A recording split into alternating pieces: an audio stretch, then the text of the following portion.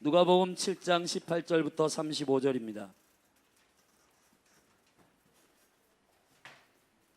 누가복음 7장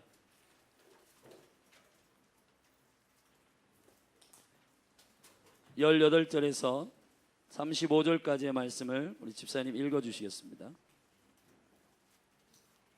요한의 제자들이 이 모든 일을 그에게 고하니 요한이 그 제자 중 둘을 불러 주께 보내어 가로되 오실 그이가 당신이오니이까 우리가 다른 일을 기다리오니이까 하라 하매 저희가 예수께 나아가 가로되 세례 요한이 우리를 보내어 당신께 말하기를 오실 그이가 당신이오니이까 우리가 다른 일을 기다리오리이까 하더이다 하니 마침 그 시에 예수께서 질병과 고통과 및 악기 들린 자를 많이 고치시며 또 많은 소경을 보게 하신지라.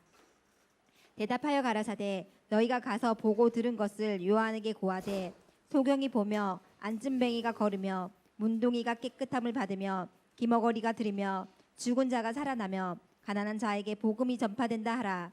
누구든지 나를 인하여 실족하지 아니하는 자는 복이 있도다 하시니라. 요한을 보낸 자가 떠난 후에 예수께서 무리에게 요한에 대하여 말씀하시되 너희가 무엇을 보려고 광야에 나갔더냐? 바람에 흔들리는 갈대냐? 그러면 너희가 무엇을 보려고 나갔더냐? 부드러운 옷 입은 사람이냐? 보라, 화려한 옷 입고 사치하게 지내는 자는 왕궁에 있느니라. 그러면 너희가 무엇을 보려고 나갔더냐? 선지자냐? 옳다. 내가 너희에게 이르노니 선지자보다도 나은 자니라.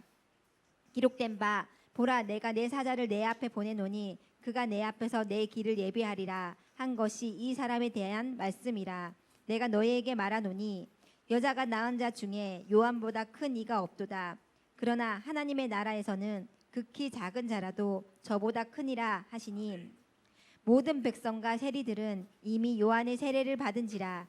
이 말씀을 듣고 하나님을 의롭다 하되 오직 바리새인과 율법사들은 그 세례를 받지 아니한지라 스스로 하나님의 뜻을 저버리니라.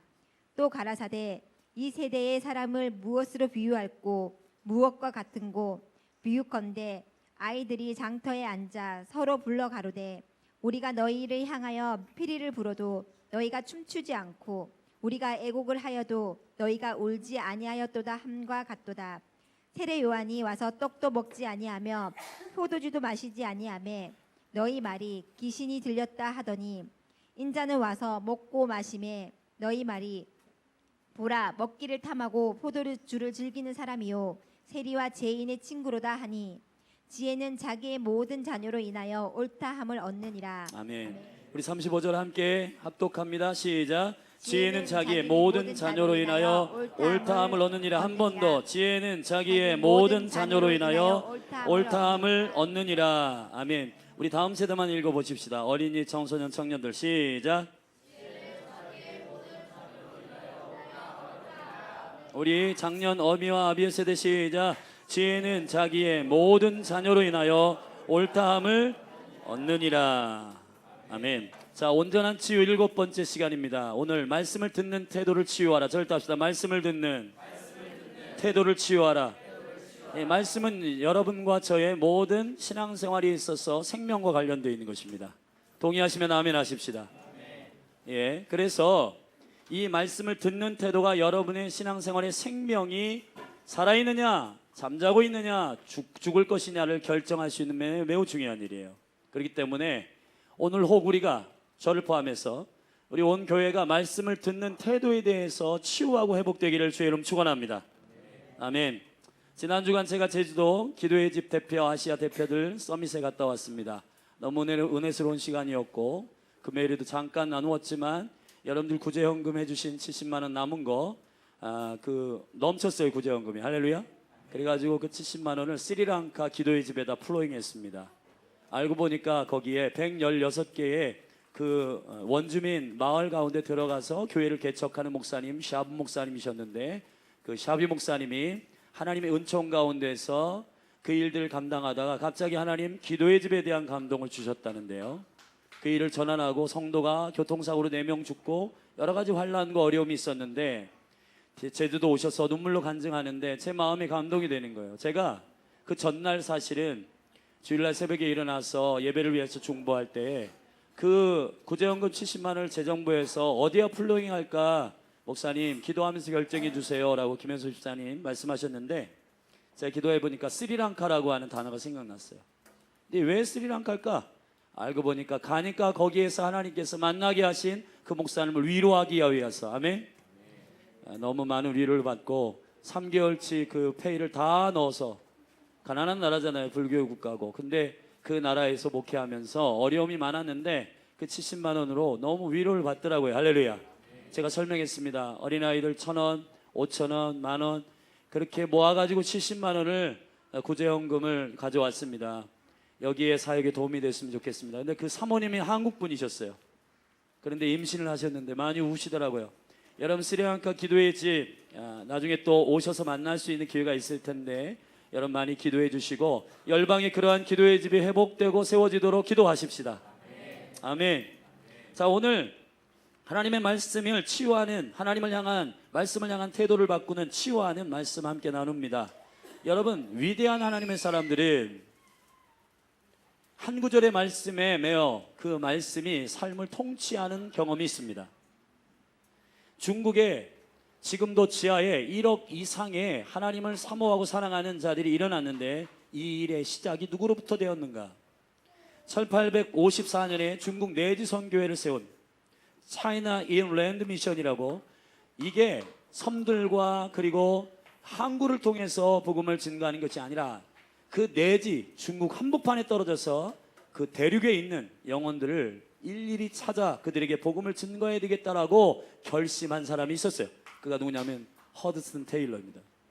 근데 그 허드슨 테일러가 원래 기독교 가정에서 태어났습니다.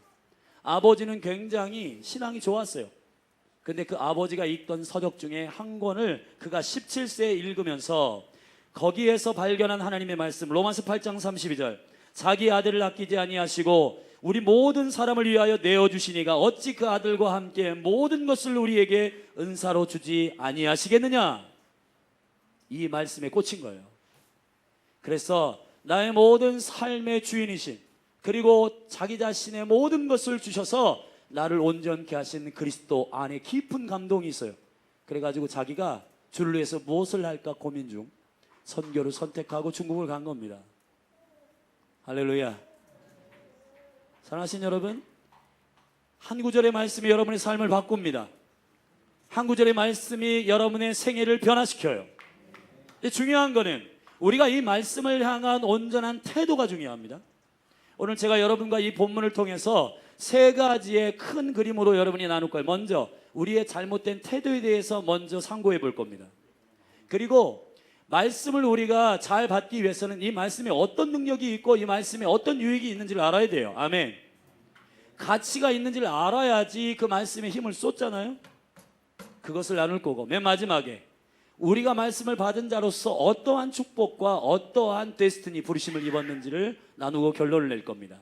자, 먼저 첫 번째, 말씀을 듣는 자들에게 있어서 잘못된 태도 5가지입니다. 오늘 본문에서 좀 찾아낼 건데, 자, 5가지입니다. 첫 번째, 잘못된 초점입니다. 우리 오늘 본문 19절을 좀 함께 읽으십시다. 우리 집사님과 모든 우리 성도님들 함께 읽어주세요. 시작.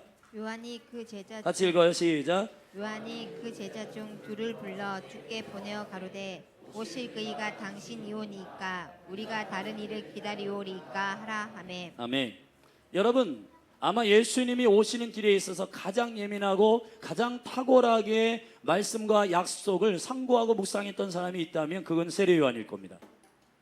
그런데 세례 요한도 감옥에 갇히다 보니까 환경이 어려움을 당하다 보니까 고통을 당하다 보니까 마음에 의심이 생기기 시작하고 목숨 걸고 그의 길을 예비했던 세례 요한조차도 제자들을 보내어 당신이 정말 메시아입니까? 라고 묻는 의심이 이 심령 속에 들어온 겁니다.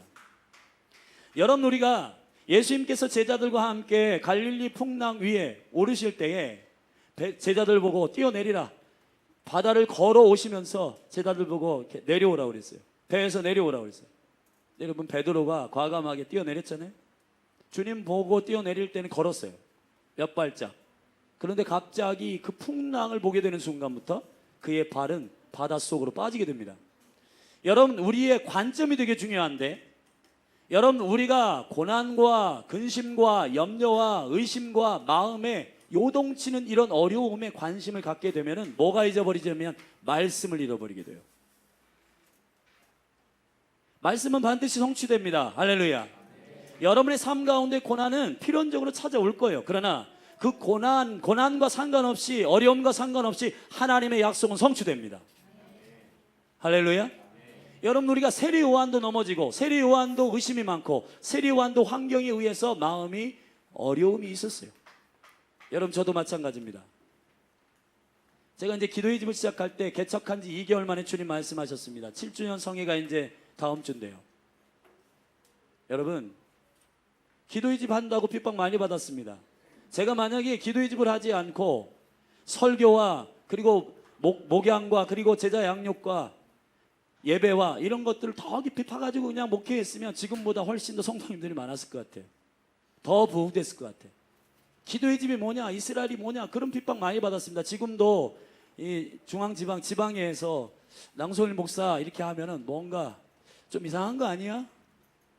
기도의 집 인터넷 치면은 막 이렇게 이상한 얘기들 많이 나와요. 그러나 하나님께서 저에게 말씀하셨고, 이사야 56장 7절을 통해서 교회는 내 아버지의 집은 만민이 기도하는 집이다. 아멘. 말씀하셨습니다. 그 교회의 본질을 위해서 부르심을 입었어요. 근데 이 부르심이 만만치 않습니다. 어려워요. 제가 가끔 가다가 투정을 부리듯 주님께 기도한 적이 있습니다. 주님, 왜 저한테 이런 일을 맡기십니까? 저 주님, 이런 일 안 맡기고 설교 사역하고 또 예배 사역하고 기도 사역하고 하면, 예배 사역하고 하면 굉장히 좀 교회 부흥시킬 수 있을 것 같은데, 그런 얘기도 했던 적이 있었던 것 같아요. 그렇지만 하나님께서 계속 제 심령과 마음과 삶을 다루시는 건 이겁니다. 부르심에 합당하게 가는 것이 성공이라는 겁니다. 사랑하신 여러분, 여러분의 삶 가운데 우리가 처서까지 믿었던 어떤 것들이 어그러지고, 우리가 기대했던 어떤 것들이 잘못되고 안 되는 것 같고, 그런 어려움의 마음이 있을 때가 있어요. 세리 요한처럼 감옥에 갇히고 고통당하고, 뭔가 하나님의 임재가 느껴지지 않고, 뭔가 내 마음 가운데 감동이 없고, 그런 삶을 여러분 무미건조하고, 그리고 내 삶이 너무 분주하고 힘들고 어렵고, 상관에게는 욕 들어먹고, 그리고 직장에 가면은 여러 가지 스트레스 많이 쌓이고, 내가 왜 사는지 그 이유를 잘 모르고, 여러분 그런 고난과 어려운 환경이 있을 수가 있어요. 그렇지만 초점을 바꾸시길 바랍니다. 말씀으로 초점을 옮기세요. 아멘. 할렐루야. 단순한 얘기지만, 심플한 얘기지만 절대로 심플한 얘기가 아닙니다. 여러분 의지적으로 그렇게 하셔야 됩니다. 할렐루야. 감옥을 보지 말고 주님의 약속을 의지하시라. 이것이 저와 여러분이 회복되는 방식입니다. 여러분, 잘못된 초점 우리 안에 있을 수 있습니다. 두 번째, 잘못된 기대입니다. 우리 24절 24절부터 26절 우리 큰 소리로 함께 읽으십시다. 시작. 요한이 보낸 자가 떠난 후에 예수께서 무리에게 요한에 대하여 말씀하시되, 너희가 무엇을 보려고 광야에 나갔더냐? 바람에 흔들리는 갈대냐? 그러면 너희가 무엇을 보려고 나갔더냐? 부드러운 옷 입은 사람이냐? 보라, 화려한 옷 입고 사치하게 지나는 자는 왕궁에 있느니라. 여러분, 사람들이 세리 요한을 따르고 또 주님이 이 시대 가운데 무엇을 기대하고 있냐면, 낭만, 갈대, 광야로 나아가는 이유. 사람들이 왜 예수님을 쫓나? 세리 요한을 왜 기대하나? 화려한 옷을 입은 사람들, 여러분 화려하게 자기의 생애를 성공시키려고 하는 그런 기대들, 낭만적으로 살고 싶은 삶, 해피하게, 스위트하게, 나이스하게 살고 싶은 그런 삶들. 여러분, 수많은 사람들이 성경을 읽을 때 그러한 기대를 가지고 성경을 읽기 시작합니다. 이 성경에서 처세적 전술을 배우고 싶은 거예요. 사업에 성공하고 싶은 방법을 여기서 알고 싶은 거예요. 화려하게 살고 싶은 방식, 달콤하게 살고 싶은 방식, 여기 없습니다. 여러분, 우리가 무엇을 기대하는가? 우리가 주님을 따를 때 무엇을 기대하는가? 그분이 우리에게 주시고자 하시는 하늘의 축복은 무엇인가?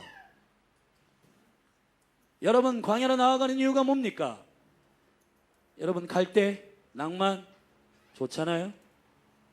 제주도 가니까 너무 환경이 좋던데.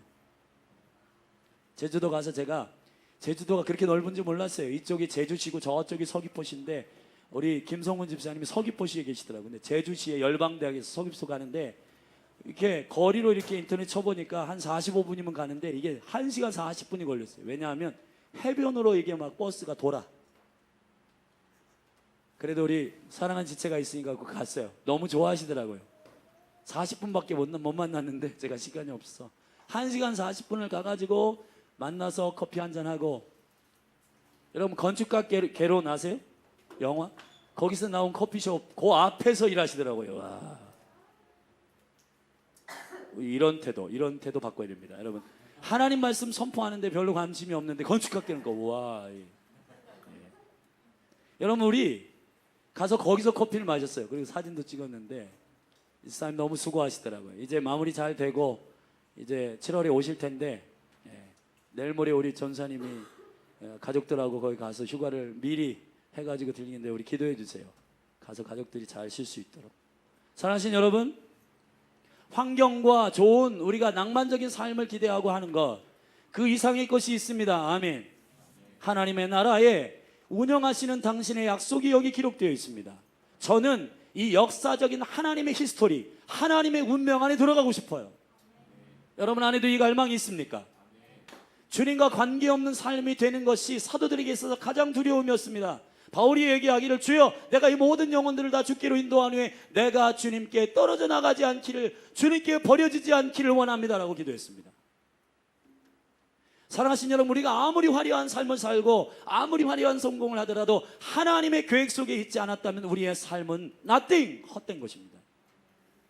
사랑하신 여러분, 여러분에게 제가 믿음으로 사랑함으로 여러분을 권유합니다. 잘못된 기대가 있다면 내려놓으셔야 됩니다.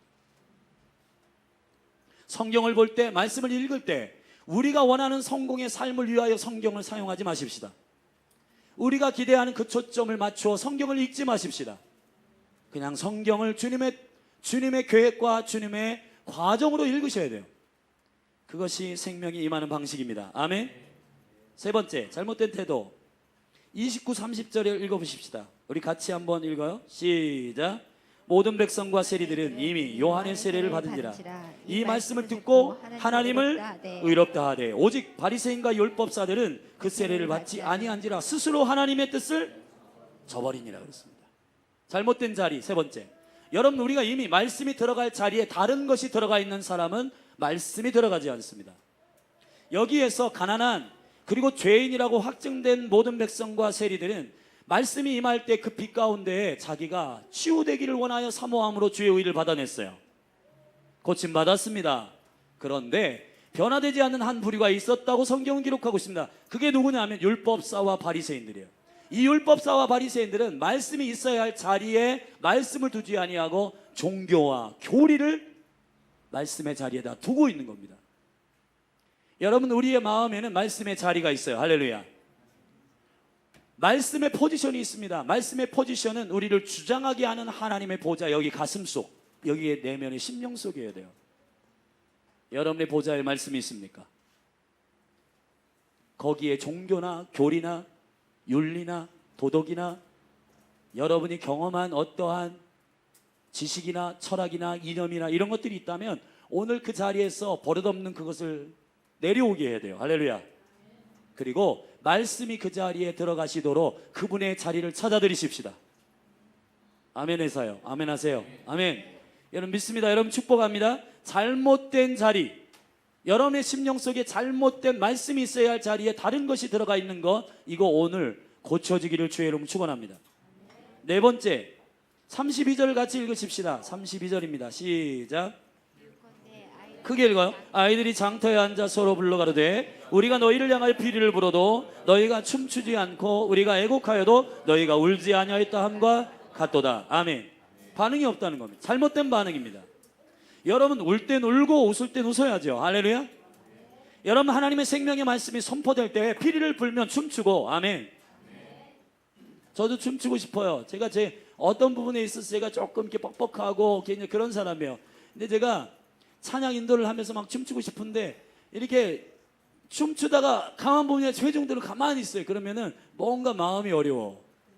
우리 같이 춤추십시다. 다음 주부터. 할렐루야. 아멘. 우리 주님을 향하여 다윗처럼. 할렐루야. 우리, 여러분 주님이 영혼이신데 주님의 그 나이에 비해서는 우린 진짜 어린아이 같잖아요. 여러분 50, 60, 70 이건 진짜 영혼에 비해서는 우리 너무 어린아이인 거예요. 아멘. 그러니까 어린아이 같이 우리가 주님 앞에 춤추며 반응하십시다. 주님이 기뻐하라 하면 기뻐하고 나라를 위해서 울라 하면 울고. 할렐루야. 이 시간 가슴에 손 얹으세요. 축사합니다. 예수 그리스도의 이름으로 감정이 회복될지어다. 건강한 감정이 회복될지어다. 웃을 일은 웃고 울 일은 울지어다. 예수님의 이름으로 선포합니다. 아멘. 다섯 번째, 마지막으로 33절 34절 우리 함께 읽겠습니다. 같이 읽을까요? 시작. 세례 요한이 와서 떡도 먹지 아니하며 포도주도 마시지 아니하며 너희 말이 귀신이 들렸다 하더니 인자는 와서 먹고 마시며 너희 말이 보라 먹기를 탐하고 포도주를 즐기는 사람이요 세리와 죄인의 친구로다니. 여러분 이게 누가 하는 말이에요? 바리새인과 서기관들이 하는 해석들이잖아요. 세례 요한은 이렇다, 예수님은 이렇다, 세례 요한은 귀신 들렸다, 예수님은 뭐 죄인들의 친구다. 여러분 왜 이러한 자의적인 해석이 나옵니까? 그거는 잘못된 눈 때문이에요. 잘못된 시야 때문입니다. 시대를 분별하지 못하는 겁니다. 지금 왕이신 종으로 오신 예수 그리스도 초림 때 그 길을 예비하는 세례 요한, 광야에 외치는 자의 사운드 소리입니다. 세례 요한이 왔습니다. 그는 영적인 엘리야입니다. 왜 이런 해석이 없나요? 왜 그는 귀신 들렸다고 말하나요? 왜 그는 나타났는데 그 하나님의 계획이 성취되고 있는 그때에 세례 요한이 엘리야의 영으로 온 그 세례 요한을 알아보지 못하나요? 예수 그리스도는 죄인의 친구로 오셨어요. 근데 그 죄인의 친구로 오신 그 해석이 왜 비웃든 얘기하나요? 왜 우리는 하나님의 말씀이 성취되고 있는 이스라엘의 회복과 열방이 지금 무슬림 안에서 복음이 선포되고 많은 영혼들이 주님께로 돌아오는 이 일을 무관심하나요? 나의 삶과 왜 관심 없다고 지금 말하나요? 여러분 우리가 정말 하나님께서 그 약속의 언약들을 이루시는 그 눈을 갖게 되기를 주의 이름 축복합니다. 그 역사적 시야를 갖게 되기를 예수님을 축원합니다. 잘 건강하게 해석해낼 수 있는 관점이 필요합니다. 할렐루야. 여러분 오늘 우리가 읽은 18절 바로 전에 어떤 사건이 있냐면 11절의 말씀을 보면 나인성이라고 하는 마을에 과부의 아들이 죽었어요. 나인성은 기쁨이란 뜻입니다. 기쁨에 장례식이 난 겁니다. 생애를 다 살지 못한 청년이 갑자기 요절한 거예요. 근데 이 청년의 관이 나갈 때, 상여가 나갈 때 예수님께서 마침 그 마을에 가셔서 그 상여를 멈추며 누가 봐도 죽은 자의 그 관을 붙들어 예수 그리스도께서 그의 죽은 자를 살리시는 역사가 있었습니다. 근데 여러분 저는 어디에 집중하냐? 열왕기상 17장에 보면 엘리야가 사르밧 과부의 집에 가서 그 아이가 아들이 죽었는데 그 아들을 다시 살리시는 역사와 이것이 오버랩되더라고요. 성경은 역사 안에서 반드시 필연적으로 일어날 일들을 예언하고 있습니다. 나인성의 청년이여 일어나라 라고 다음 세대를 깨우셨습니다. 저는 믿기를 이 말씀을 읽을 때 예수 그리스도가 오실 때에는 반드시 다음 세대가 회복된다. 반드시 다음 세대가 회복되어 리바이벌 된다. 아멘. 절대합시다. 될 일을 말해라. 주님의 될 일을 말해라. 여러분 우리가 가끔 가다가 되지 않을 일을 말하면서 왜 하나님 안 해주시냐고 주님께 투정 부릴 때가 있습니다. 지혜로운 기도자는 될 일을 말합니다. 제가 장담하건대 예수 그리스도의 이름으로 선포하며 장담하건대 다음 세대는 반드시 회복됩니다. 아멘. 왜? 예수 그리스도가 오실 때, 예수 그리스도가 하나님 나라를 시작하실 때는 반드시 그의 왕으로 오시는 이제 마지막 예수 그리스도의 마라나타의 스케줄이 남았어요. 그때는 다음 세대는 반드시 회복됩니다. 죽어도 삽니다. 죽은 청년들이 일어날 겁니다. 할렐루야. 여러분 제가 여러분에게 도전하는 것은 이겁니다. 우리의 눈을 열어야 돼요. 아멘. 지금 주님이 무엇에 관심이 있는지를 아는 교회가 될지어다. 잘못된 시야, 잘못된 눈이 제거되기를 주의 이름 축원합니다. 여러분 주님이 관심 있어 하시는, 주님이 만지시는 사역하면 수지 맞습니다. 주님이 하고자 하는 그 교회에게 여러분이 동역하면 여러분 성공할 수 있어요. 왜냐하면 그건 반드시 이루어지기 때문입니다. 사랑하신 여러분, 다음 세대 목숨 겁시다. 여기 어린이, 우리 어린이, 할렐루야. 어떻게 몸이 그렇게 S자로 구부러지지? 와, 좋아, 대단한데 축복해. 네. 자, 우리 어린이, 청소년, 청년들 축복합니다. 그 강력한 회복이 있을 줄로 믿어요. 자, 말씀의 잘못된 태도 5가지를 설명했습니다. 여러분이 마음으로 한번 질문해 보세요. 내가 이 5가지 태도 가운데 어떤 것이 내 안에 있는지. 자, 그러면 이거를 이제 치유해야 되는데, 두 번째, 큰 단락으로 두 번째, 말씀의 유익을 알라는 것입니다. 자, 3가지 설명할 거예요. 첫째는 저를 따릅시다. 모든 환경으로부터 의심을 이기는 능력이라. 야, 우리 오늘 7장 22절을 함께 읽겠습니다. 자, 같이 읽어요. 시작. 대답하여 가라사대 너희가 가서 보고 들은 것을 요한에게 고하되 소경이 보며 앉은 맹이가 걸으며 문둥이가 깨끗함을 받으며 귀머거리가 들으며 죽은 자가 살아나며 가난한 자에게 복음이 전파된다 하라. 아멘. 이사야 29장에 메시아가 올 때의 말씀을 주님께서 대답으로 주셨습니다. 여러분, 마음에 의심이 있는 감옥 속에 갇힌 세례 요한에게 진짜 메시아가 당신입니까?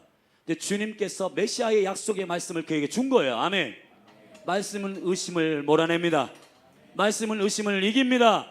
말씀은 환경에 대한 마음의 어려움을 돌파합니다. 사랑하신 여러분, 이겨내십시오. 그래서 제가 믿기로는 세례 요한이 어린 여자아이의 춤값으로 그가 쟁반에 목이 올라갔어요. 담대히 순교합니다. 제가 믿기로는 이 시점 이후로 세례 요한의 마음속에 내가 믿는 예수 그리스도는 진짜 메시아다라고 하는 확증을 얻었을 겁니다. 여러분, 환경에 여러분의 마음을 두지 마시고 말씀에 여러분의 마음을 심으십시오. 아멘. 예수 그리스도의 이름을 선포하는 이 모든 의심은 떠나갈지어다. 여러분, 우리가 말씀을 붙들 때 우리 안에 생기가 일어날 줄로 믿습니다. 여러분의 마음속에 어려움, 고난, 해석하지 못하는 어떤 애매함들 예수님의 이름으로 말씀을 읽을 때 해결될지어다. 예, 여러분 축복합니다. 자, 두 번째는 우리의 데스티니가 말씀 안에 있다는 겁니다. 27절 다 같이 읽으십시다. 굉장히 중요한 말씀이에요. 여러분 같이 큰 소리로 시작. 기록된 바 보라 내가 내 사자를 내 앞에 보내노니 그가 내 앞에서 내 길을 예비하리라 한 것이 절답사 이 사람에 대하여 말씀이라. 이 사람에 대한 말씀이다. 여러분, 세례 요한이 여러분 위로 받으세요. 28절 다 같이 읽겠습니다. 시작. 내가 너희에게 말하노니 여자가 낳은 자 중에 요한보다 큰 이가 없도다. 그러나 하나님 나라에 있은 지극히 작은 자라도 저보다 크다. 아멘. 자, 여러분이 질문하시나 여러분이 세례 요한보다 크죠? 교만한 것 같아서 민망합니까?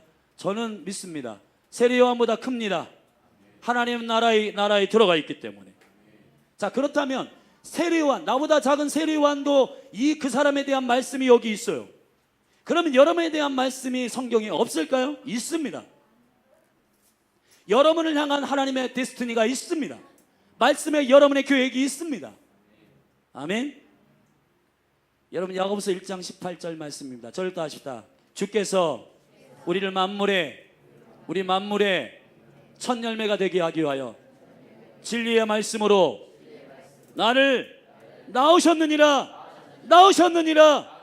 아멘. 저와 여러분은 말씀으로 낳아졌어요. 그렇다면 말씀이 여러분의 데스티니예요. 세례 요한을 향하여 말합니다. 이 사람에 대한 말이다 그랬습니다. 세례 요한이 여러분보다 작아요. 하나님 나라에서는. 그렇다면 두고니를 향한 말씀이 여기에 있어요. 찾아야 됩니다. 아멘. 김혜영을 향한 말씀이 여기 있습니다. 유미경 전사님을 향한 말씀이 여기에 기록되어 있습니다. 강지호 전사님을 향한 말씀이 여기 있습니다. 이남경 집사님을 향한, 김영석 집사님을 향한, 이 목화 권사님을 향한 말씀이 여기 있어요. 이용순 성도님을 향한 말씀이 여기 있습니다. 할렐루야.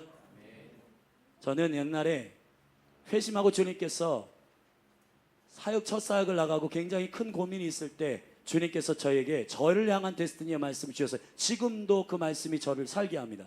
갈라디아서 6장 17절이요. 이제후로는 나를 두렵게 말라. 내 안에 그리스도의 흔적을 가졌노라. 그것이 저를 향한 말씀입니다. 저의 것이에요. 스티그마, 그리스도의 흔적을 가졌다. 사랑하신 여러분, 여러분의 말씀은 무엇입니까? 이 말씀을 여러분의 데스티니가 기록되어 있습니다. 말씀으로 여러분이 태어났어요. 베드로전서 1장에 보면 주님 말씀하신 너희가 거듭난 것이 썩어질 씨로 된 것이 아니요 썩지 아니하는 씨로 된 것이니 하나님의 살아있고 항상 있는 말씀으로 되었느니라. 저와 여러분의 부르심과 데스티니는 말씀에 있습니다. 여러분, 세 번째, 오늘 본문의 말씀을 함께 읽으십시다. 29절입니다. 다 같이 읽어요. 집사님과 함께 우리 큰 소리 읽겠습니다. 시작. 모든 백성과 세리들은 이미 요한의 세례를 받은지라 이 말씀을 듣고 하나님을 의롭다 하되. 아멘. 절답시다. 하나님이 의로우시다. 의로우시다. 여러분, 말씀이 기준을 가르쳐 줍니다. 말씀이 표준을 가르쳐 줘요. 아멘. 말씀이 우리가 가지고 있는 모든 애매한 기준들을 가르쳐 줍니다. 아멘. 지금 우리가 살고 있는 혼란스러운 시대엔, 포스트 모던 시대에는 동성연애, 공산주의, 불교, 샤머니즘, 그리고 우리나라에 지금 제주도에 500명 이상 들어온 예멘에 대한 이 난민들을 어떻게 할 것인가에 대해 국가가 어떻게 결정할지, 어떻게 하는 것이 맞는지 기준이 없어요. 동성연애를 어떻게 해야 될지 기준이 없어요. 여러분, 우리 그 기준과 그 의로움의 표준이 어디서부터 나오냐? 여호와의 말씀으로부터 오는 것입니다. 세리와 백성들이 말씀을 듣고 난 후에 이렇게 고백합니다. 저를 우리 다 같이 고백해 봅시다. 하나님이 의로우시다. 의로우시다. 할렐루야. 아멘. 여러분, 말씀은 여러분의 애매한 기준을 돌파해냅니다. 아멘. 말씀이 우리의 살아갈 이유입니다. 아멘. 우리가 무엇을 근거로 삶을 살아야 될지에 대해서 결정할 때예요. 아멘. 지금 굉장히 중요한 때입니다. 공산주의, 예수 그리스도 이름 떠나갈지어다. 무슬림 심각합니다. 여러분, 여기 지금 우리나라에는요 무슬림 모스크가 60개 이상 있고요, 지금 추산하건대 10만이에요. 10만. 그런데 잠정적으로 밖에서 들어온 4만의 무슬림과 함께 15만 이상으로 봅니다. 여러분, 장난이 아닌 겁니다. 지금 제주도에 무슨 할랄 무슨 이렇게 공단을 다시 짓겠다고 하는데, 여기 전라도에 짓겠다고 할 때 그게 무산되니까 그쪽으로 옮겨간 거예요. 반대해야 돼요. 아멘. 예멘 난민들 들어오는 것, 난민 나그네 살펴야 됩니다. 그러나 그들이 계획적으로 들어왔다면 막아야 되는 겁니다. 여러분, 우리가 어떠한 기준으로, 어떠한 표준으로 이 일들을 결정하고 나라와 민족과 교회와 가정과 기업을 이끌 것인가에 대한 모든 표대는 말씀 안에 있어요. 할렐루야. 애매한 모든 기준들이 예수님의 이름으로 명확하게 되기를 주의 이름 축원합니다. 축원합니다. 아멘. 아멘. 마지막 세 번째, 이제 저와 여러분에게 주시는 도전입니다. 35절 굉장히 중요합니다. 같이 읽어요. 자, 시작. 지혜는 자기의 모든 자녀로 인하여 옳다함을 얻느니라. 제가 세 번역을 찾아봤어요. 그러나 지혜의 자녀들이 지혜로 옳다는 것을 드러낸다. 지혜의 자녀들은 그 지혜가 옳다 하는 것을 드러내는 자들이라는 겁니다. 현대인의 성경을 제가 찾아보니까 거기에 굉장히 명확하게 나와 있어요. 그러나 하나님의 지혜는 그것을 받아들이는 사람을 통하여 옳다는 것이 입증된다는 겁니다. 여러분, 저와 여러분은 말씀을 증거하는 강력한 증인들입니다. 주님은 정직한 자를 복 주신다. 이걸 증명해내야 돼요. 여러분의 기업에서. 할렐루야. 술수 쓰고 편법 쓰고 이런 사람이 형통한 게 아니라 정직한 자가 하나님이 복 주신다는 걸 증명해내는 자들입니다. 여러분. 아멘. 주님을 사랑하는 자는 하나님께서 복 주신다, 이걸 증명해내는 사람들이라고요. 우리 세상에 있는 많은 철학과 이것들이 여러분에게 있어서 그것을 쫓아가면 증명이 안 돼요. 그러나 하나님의 말씀의 자녀들은 그 말씀을 증명해내는 거룩한 씨앗들입니다. 여러분을 통해서 말씀이 입증되기를 바랍니다. 이것이 오늘 말씀을 여러분에게 부탁하시는, 비밀을 맡기시는 하나님의 마음입니다. 다 같이 일어나십시다. 우리 예배팀 나오시고.